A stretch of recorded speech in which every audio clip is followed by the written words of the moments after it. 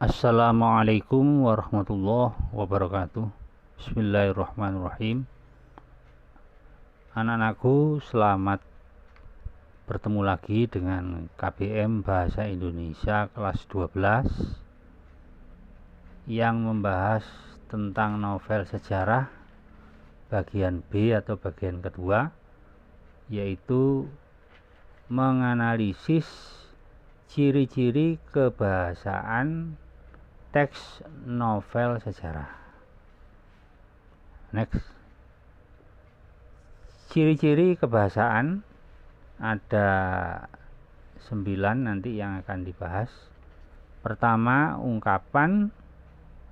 Kedua, peribahasa. Yang ketiga, kalimat bermakna masa lampau. Yang keempat, konjungsi temporal. Yang kelima, kata kerja material. Yang keenam, kata kerja mental. 7, kalimat tak langsung. 8, dialog. Yang ke-9, kata sifat. Next. Berikutnya penjelasan dari 9 macam tadi. Ciri-ciri kebahasaan. 1. Ungkapan.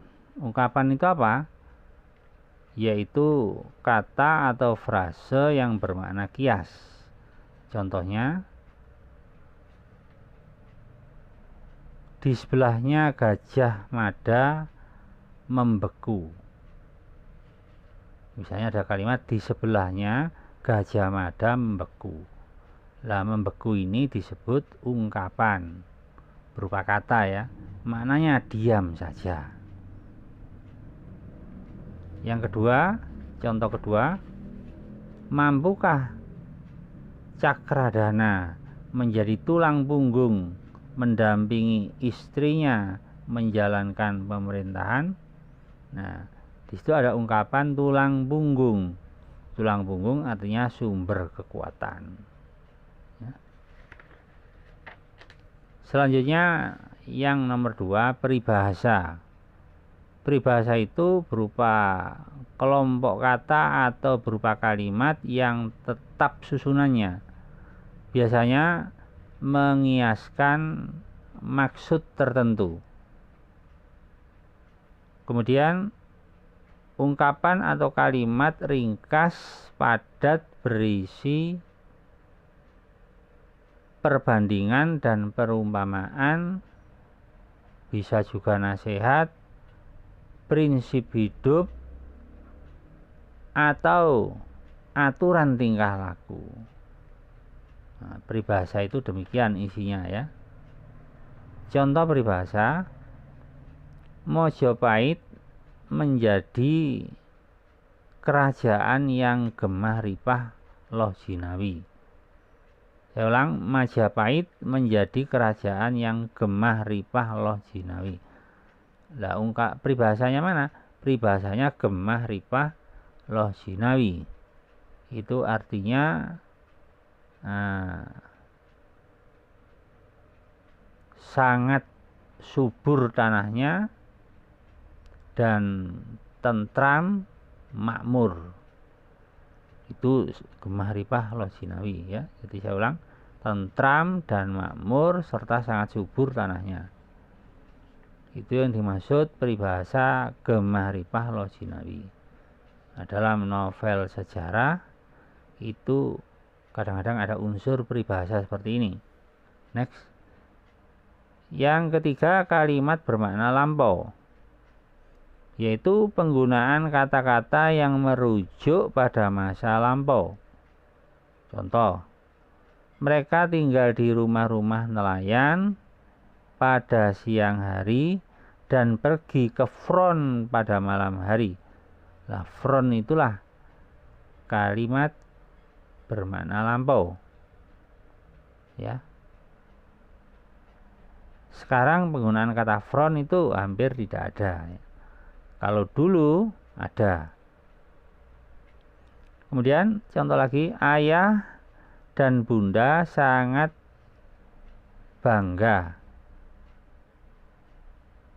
Atau saya ulang, ayah dan bunda sangat bangga akan mendapat undangan dari Tuan asisten Herbert Delacroix. Nah, ini termasuk kalimat bermakna masa lampau. Tuan asisten Herbert Delacroix itu kan orang Belanda, ya. Sekarang orang menggunakan kalimat seperti ini sudah tidak ada lagi, ya. Itu yang maksud kalimat bermakna lampau. Next. Yang keempat, konjungsi temporal. Artinya konjungsi yang menyatakan urutan waktu atau kronologis, ya. Misalnya,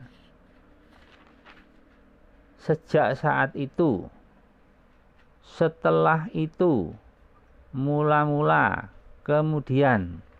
Nah, kata-kata itu merupakan kata penghubung yang menyatakan waktu, ya, urutan waktu. Contoh dalam kalimat, ketika berusia 12 tahun, Empu Sepak mati, misalnya begitu. Nomor 5, kata kerja material.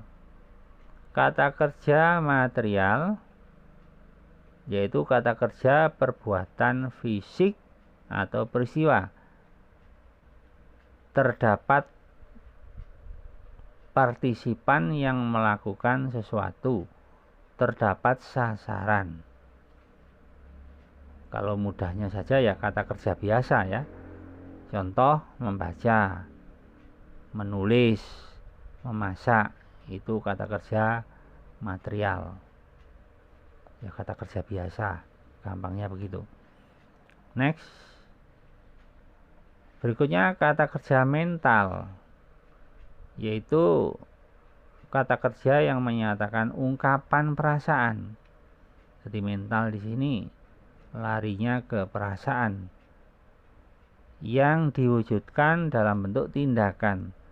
Contoh, mengagumi. Nah, ini kan perasaan, ya.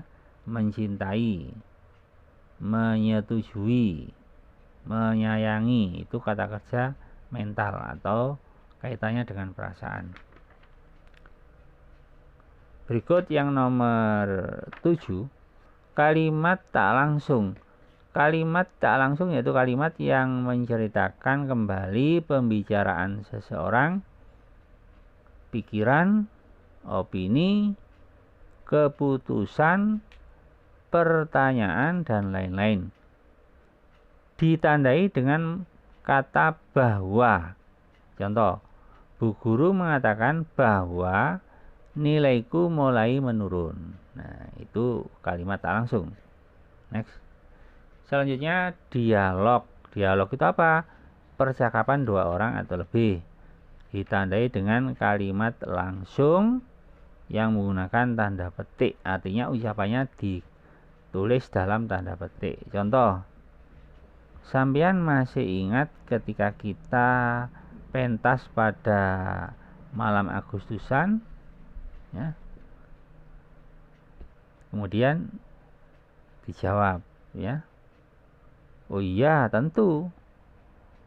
Mengapa? Nah, ini namanya dialog, ya. Yang ke-9, kata sifat. Kata sifat itu kata yang dapat digabung dengan kata lebih atau sangat. Misalnya, tubuh goder gemuk seperti kecambah. Nah, gemuk, lebih gemuk, sangat gemuk. Nah, kalau dimasukkan dengan kata lebih dan sangat bisa, itu namanya kata sifat. Pandai misalnya, lebih pandai, sangat pandai. Demikian anakku, pembahasan novel sejarah yang kedua, ya, yaitu ciri-ciri kebahasaan. Masalah tugas nanti Anda bisa melihat di dalam grup khusus bahasa Indonesia. Demikian saya akhiri. Wassalamualaikum warahmatullahi wabarakatuh.